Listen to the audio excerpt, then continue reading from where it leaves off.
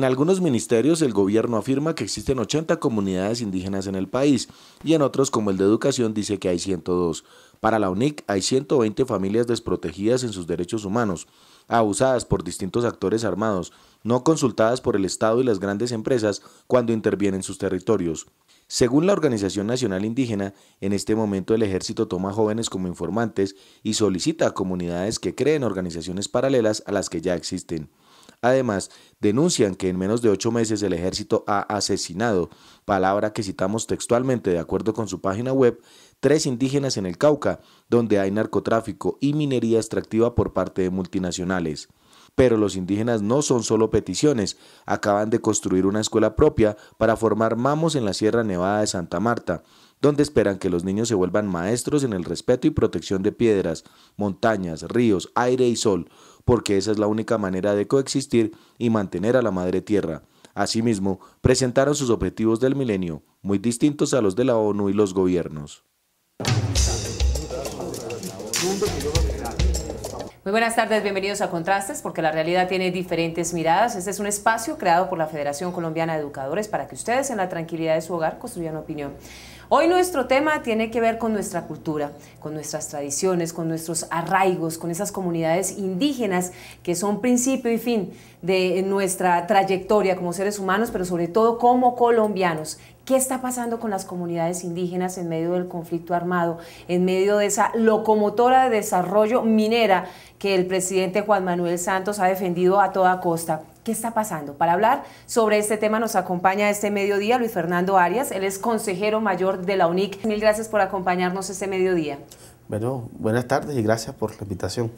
Consejero, hagamos un diagnóstico de la situación actual de las comunidades indígenas en nuestro país, porque ya en cifras hay diferencias totales. El gobierno nacional reconoce que existen 80 comunidades indígenas, sin embargo, el censo que realiza la UNIC habla de 102. Esa diferencia ya marca cierta desidia en la mirada que hace el gobierno nacional a las comunidades indígenas.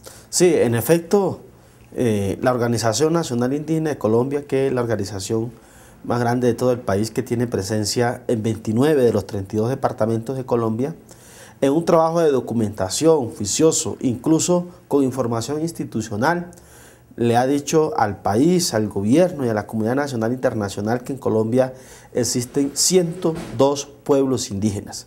No obstante, el censo del DANE del año 2005 reconoce únicamente 87 pueblos indígenas, es decir, hay 15 pueblos indígenas que en este momento no han sido reconocidos por la institucionalidad colombiana. Entonces, ese es un tema que esperamos hacia el próximo censo del año 2015, ojalá se pueda resolver. Por eso estamos incidiendo en la política, digamos, poblacional y demográfica del país para que haya una inclusión de manera integral. Pero realmente la situación más compleja está hoy centrada en aquellos pueblos que están en vía de desaparición física y culturalmente, en aquellos pueblos que según la Corte Constitucional están siendo exterminados física y culturalmente como consecuencia del conflicto armado, como consecuencia del narcotráfico, como consecuencia de todo este modelo de desarrollo económico que se está implementando en nuestro país y fundamentalmente en nuestros territorios indígenas. En ese sentido, nosotros en un estudio que hemos hecho desde hace varios años hemos identificado que por lo menos 34 pueblos indígenas están en vía de desaparición física y cultural, todos ellos con menos de 500 personas. Y de esos 34 hemos identificado 13 que están en una situación realmente alarmante, todos ellos con menos de 13 personas. Pueblos indígenas que están ubicados en los departamentos del Casanare, en Bichada, en el Baupés, en el Amazonas, en el Caquetá, incluso un pueblo indígena en el departamento del Huila. Y nos preocupa mucho más, por ejemplo, quisiera ilustrar este tema con el caso del resguardo indígena de Caño Mochuelo. Es un resguardo que tiene 8 pueblos indígenas, de los cuales 6 pueblos que están ahí están a punto de desaparecer. Ahí hay comunidades con 60 personas, 70 personas, 80 personas, que yo las he visto, por ejemplo, sobrevivir comiendo sopas de mango verde. ¿Sí? El mango en mi tierra, donde yo vengo, en la sierra, se lo comen los cerdos. Allá en esa comunidad están sobreviviendo hermanos y hermanas indígenas. Y hace apenas algunas semanas ese resguardo, por ejemplo, fue bombardeado por la fuerza pública, por los militares. La única pista que había en esa comunidad para poder trasladar a los enfermos, a los heridos, etcétera, etcétera, fue bombardeada. Entonces uno se explica cómo esas comunidades que hoy están en una condición de orfandad institucional, que están huérfanos, digamos, la respuesta del Estado es una respuesta militar y no una respuesta coherente, una respuesta de atención diferencial, concertada y consultada como debiera ser. Consejero, ¿cuál es el pecado de las comunidades indígenas en nuestro país? Porque uno de los principios o los pilares fundamentales de las comunidades indígenas pues está en el arraigo de la tierra. Pareciera que ese precisamente es el pecado que hoy están pagando, porque están ubicados en zonas productivas, en zonas donde el sector minero, como lo decíamos al iniciar el programa, la locomotora minera llegó para arrasar, y por supuesto el gobierno nacional ni a las multinacionales les interesa el tema de la consulta previa, el tema de saber qué van a hacer con esas comunidades, si van a trabajar sus tierras, porque no solamente es entrar, arrasar, llevarse todo el recurso minero y desamparar a las comunidades indígenas que históricamente son dueñas de esos terrenos. Sí, por fortuna o por desfortuna, en efecto las comunidades indígenas en el país estamos ubicadas estratégicamente en aquellos territorios donde hoy están, digamos, los recursos naturales, renovables y no renovables de gran parte del país, donde está toda la riqueza de biodiversidad, la riqueza mineroenergética, toda la riqueza cultural, porque nuestra misión desde el principio, desde el origen, desde los pueblos, ha sido el de conservar, el de cuidar, ¿cierto? El de velar porque esos recursos que están ahí, que hacen parte de nuestra concepción cultural, de nuestra cosmovisión y que juegan un papel fundamental para mantener el equilibrio y la armonía entre el ser humano y la naturaleza, es indispensable.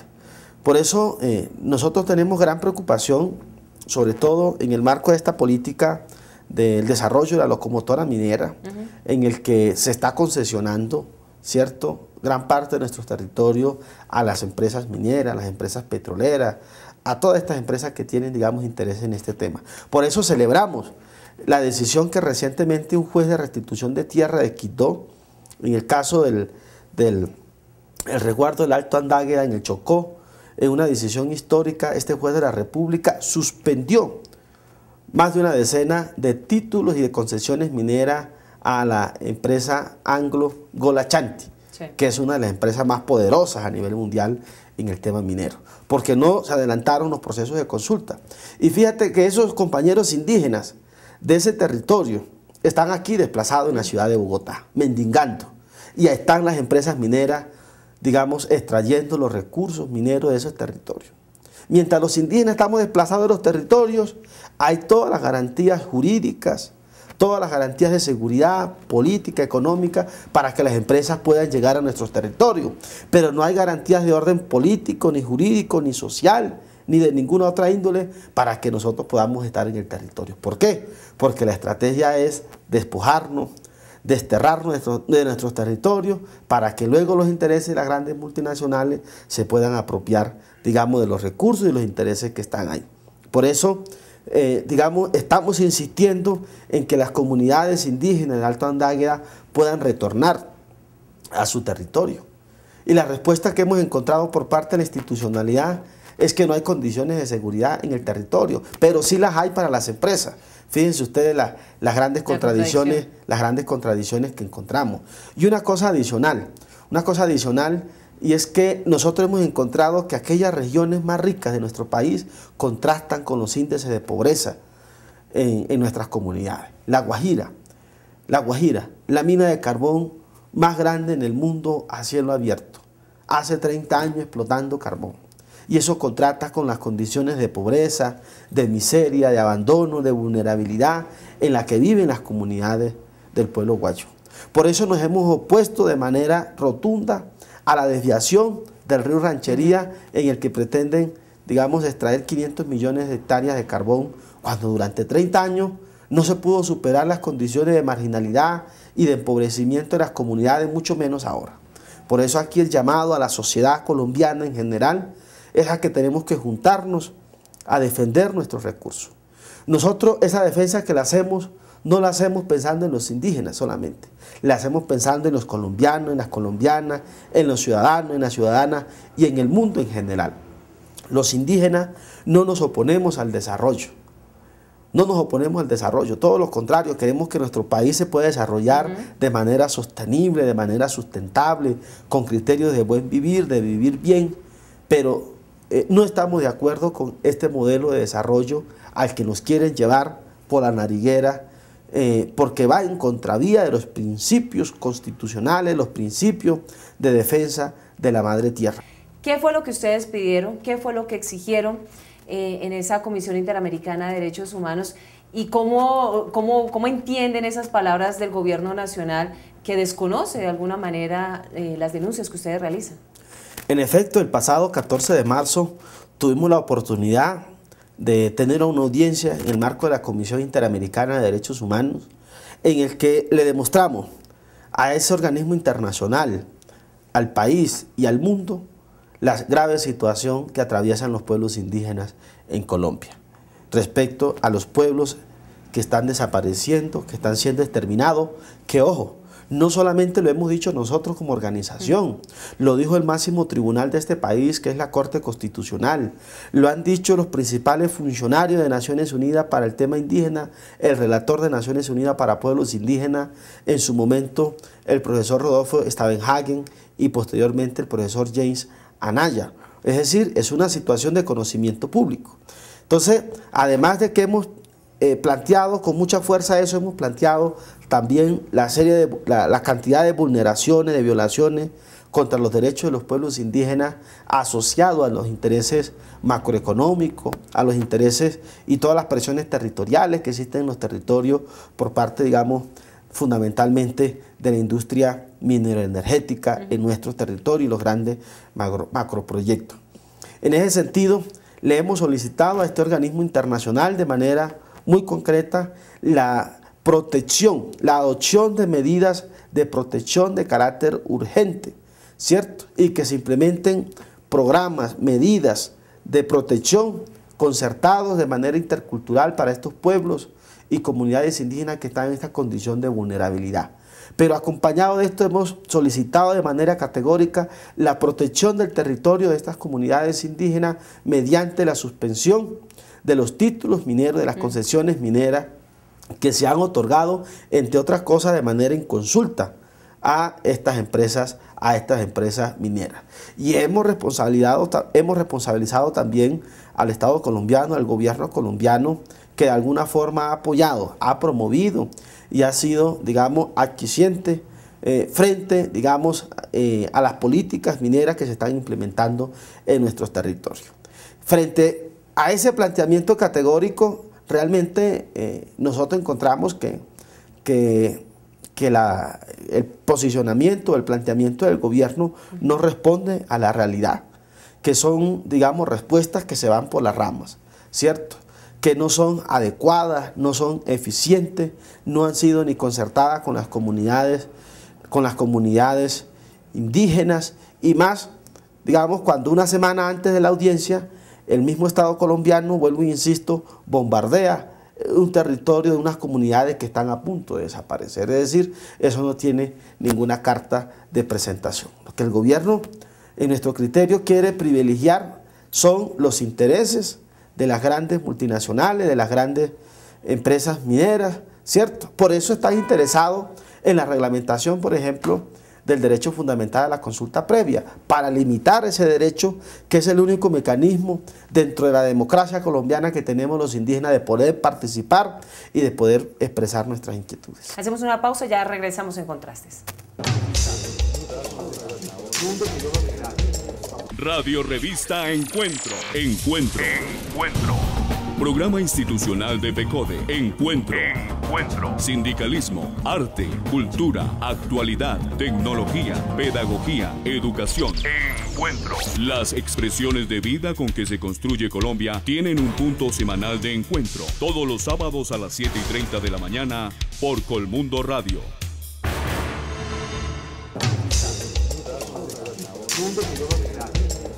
Estamos de regreso en Contrastes porque la realidad tiene diferentes miradas. Este mediodía hablando con el consejero mayor de la UNIC, Luis Fernando Arias, sobre la difícil situación que están pasando las comunidades indígenas en Colombia, inmersas no solamente en las consecuencias del conflicto interno en Colombia, sino ahora del tema de la locomotora minera que los está desarraigando de sus territorios. Consejero, ¿cuál es el camino a seguir? Porque ya se han presentado las denuncias internacionales, se ha visibilizado el hecho a nivel nacional, sin embargo, en la teoría existen muchas normas y medidas que protegen y amparan a las comunidades indígenas, pero en la práctica la situación es completamente diferente, siguen siendo observados con total desidia y desamparo. ¿Qué van a hacer las comunidades indígenas para que no pase como en otros territorios y en otros países que desaparecen sin pena ni gloria? Y creo que sería un error terrible que en nuestro país sucediera eso. Bueno, las acciones a seguir frente a esta grave situación es la acción política, la movilización, las acciones de exigibilidad jurídica a nivel nacional e internacional, el establecimiento de alianzas estratégicas con sectores de orden social, con sindicatos, con los ambientalistas, con nuestros hermanos campesinos, con el pueblo negro, con distintos sectores de la sociedad colombiana a nivel nacional y a nivel internacional. Nosotros creemos que en estos momentos es necesario, en el marco de estos procesos de globalización económica en los que estamos, tenemos que globalizar las resistencias. Tenemos que globalizar las resistencias y nos tenemos que ir a las casas matrices de estas empresas multinacionales y sentar allá nuestros plantones, generar nuestros procesos de incidencia, de cabildeo, de hermanamiento con otros actores de orden político, social, económico de la vida colombiana y la comunidad internacional. Es necesario hacerlo. Es decir, tenemos que agenciar toda una campaña con distintos enfoques, ¿cierto?, que nos permitan generar procesos de sensibilidad, como ocurrió, por ejemplo, en el caso de Sarturbán, ¿cierto?, que nos permita generar procesos de movilización social con distintos actores y distintos sectores, que la lucha de los indígenas es la lucha de los colombianos, es la lucha del universo entero, ¿cierto? Allá voy, consejero. ¿Cómo hacer que el tema de las comunidades indígenas haga parte del vocabulario, del léxico, de los principios y los fundamentos de todos los colombianos? Es que nos vemos completamente diferentes, ¿no? Está bien, somos un país pluriétnico, multicultural y demás, pero no nos reconocemos así, seamos realistas. ¿Cómo hacer que los temas de las comunidades indígenas, que hacen parte de un grupo minoritario, hagan parte del diario vivir de los colombianos, que sus problemas sean los nuestros? Nos los encontramos a diario en todas las esquinas, infortunadamente, desplazados, y los vemos ahí, están cerca, pero sus problemas todavía no son tan importantes para ser parte de nuestra prioridad diaria. Creo que es importante que la sociedad colombiana y los estados, el gobierno en general entiendan de que los pueblos indígenas hace rato dejamos de ser el folclore de la democracia y pasamos a ser actores políticos, sujetos de derecho en la construcción de la nación colombiana. En ese sentido, esos tiempos en que los indígenas éramos considerados como unos inimputables, unos niños, unos salvajes o semisalvajes, como nos catalogaron la Ley 89 de 1890, quedaron atrás. El pacto político que suscribimos en la Constitución Política del 91, en el que hicimos parte los pueblos indígenas, es decir, ahí comenzamos una nueva transformación social, política y económica en el país, en el que los pueblos indígenas, digamos, son sujetos de derechos y hacen parte, digamos, de la gran diversidad colombiana en el país. Si bien somos una minoría desde el punto de vista demográfico, somos una grandeza desde el punto de vista cultural, desde el punto de vista de la diversidad, una gran riqueza. Los indígenas, por ejemplo, hoy estamos protegiendo y cuidando más de 30 millones de hectáreas en Colombia que están produciendo agua, que están produciendo oxígeno, que están produciendo comida, que están produciendo vida. No para nosotros, el 1.500.000 indígenas que existen en el país, sino para los 44 millones de colombianos. Entonces, esperamos que la sociedad colombiana nos mire a nosotros no como un estorbo para el desarrollo, sino como unos aliados, como los hermanos mayores, como dicen los mamos allá en la Sierra Nevada de Santa Marta, donde va el presidente cada Semana Santa o cada 12 de octubre a confesarse con los mamos, pero pareciera que el presidente cuando sale donde los mamos se olvidara de los compromisos que hizo el día de su posición de defender el agua, la tierra, la naturaleza y el gobierno indígena. Claro que ustedes se han hecho sentir, y de qué manera, tanto así que algunos medios de comunicación y el mismo gobierno nacional y las fuerzas militares de alguna manera han estigmatizado el comportamiento y el accionar autónomo de las comunidades indígenas. Para no irnos muy lejos, hay dos casos para destacar, que se crea cierto falso patriotismo y entonces se rechaza el accionar de las comunidades indígenas cuando ellos dicen no queremos presencia militar en nuestros territorios, cuando actúan retirando a algunos miembros de las fuerzas militares de sus zonas,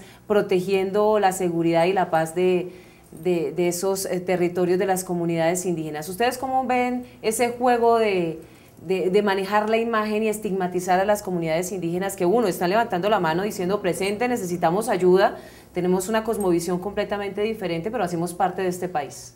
Sí, nosotros realmente lamentamos ese tipo de campañas mediáticas que a veces se agencian desde algunos medios comerciales y desde sectores poderosos del gobierno, económicos y políticos, en contra de los pueblos indígenas, que digamos pretenden estigmatizar, criminalizar, ¿cierto? Y colocar en grave riesgo nuestras justas luchas y a nuestros dirigentes que están al frente de todos estos procesos.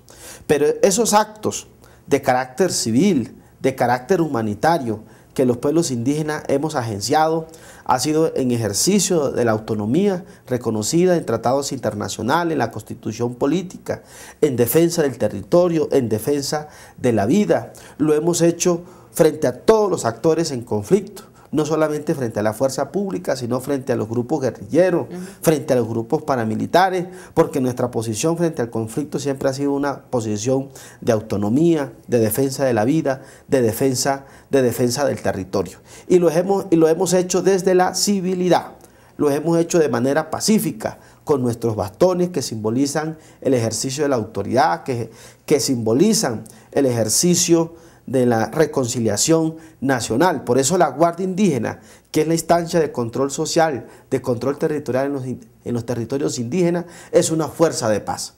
Nosotros esperamos que ojalá en nuestro país algún día la fuerza pública no llegue a nuestros territorios con un fusil, sino con un bolillo, como tienen las guardias indígenas en los territorios, ¿cierto? Que haya realmente una verdadera reconciliación nacional en el país. Por eso los indígenas en Colombia le estamos apostando a la paz, a que el conflicto armado, digamos, se le ponga fin a este conflicto armado, porque nosotros permanentemente lo estamos sufriendo en nuestros territorios. Hoy, todo el día ha habido un enfrentamiento allá en el resguardo indígena del Gran Sábalo, en Nariño, entre la fuerza pública y la guerrilla y las comunidades indígenas confinadas. Y aquí estamos reunidos con el gobierno y no hay respuesta frente a ese tipo de situaciones. Una pausa y regresamos, consejero.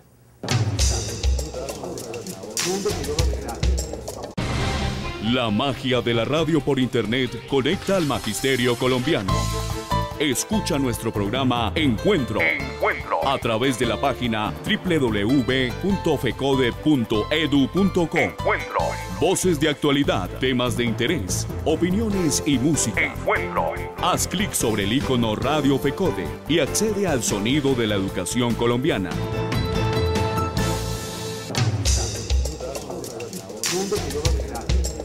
¿Qué va a pasar con esas comunidades, esas 2/3 partes de nuestros indígenas que están en la Orinoquía y en la Amazonía, que es un territorio donde está puesto el ojo en el tema minero? ¿Qué va a pasar con ellos? Porque este no es un tema que acaba ahora, al contrario, se robustece para seguir trabajando y obviamente ellos están ahí, en medio del silencio del gobierno. Sí, bueno, lo que viene ahora, digamos en el caso de los 35 pueblos, que la Corte ordenó el diseño y la implementación de 35 planes de salvaguarda. Digamos, el llamado que nosotros hacemos a la Honorable Corte Constitucional es que haga seguimiento a esta orden de enero del 2009, ¿cierto? Que le solicite un informe al gobierno del estado de avance y cumplimiento de la implementación de esos planes de salvaguarda.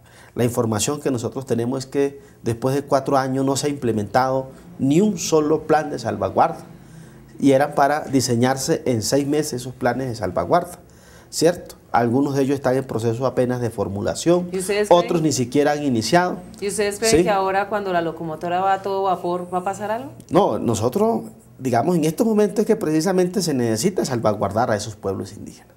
¿Sí? Aquí se tiene que salvaguardar a esos pueblos indígenas porque nosotros no vamos a permitir y no vamos, digamos, a que nuestros hermanos y hermanas indígenas desaparezcan por encima de los intereses de orden económico, de los intereses comerciales que tenga el Estado colombiano. Y para los pueblos que están a punto de desaparecer, que son estos 34 que hemos señalado, vamos a adelantar un trabajo de documentación, de caracterización, de identificación de los daños para presentar un informe a la Corte Constitucional y la Honorable Corte se pueda pronunciar al respecto. Consejero, expliquémosle a nuestros televidentes por qué es importante mantener y conservar a las comunidades indígenas, porque pareciera que hoy no nos afecta mucho si la comunidad X en el territorio X desaparece, cada vez son menos, su lengua desaparece. ¿Qué implica para los colombianos la desaparición de una comunidad indígena?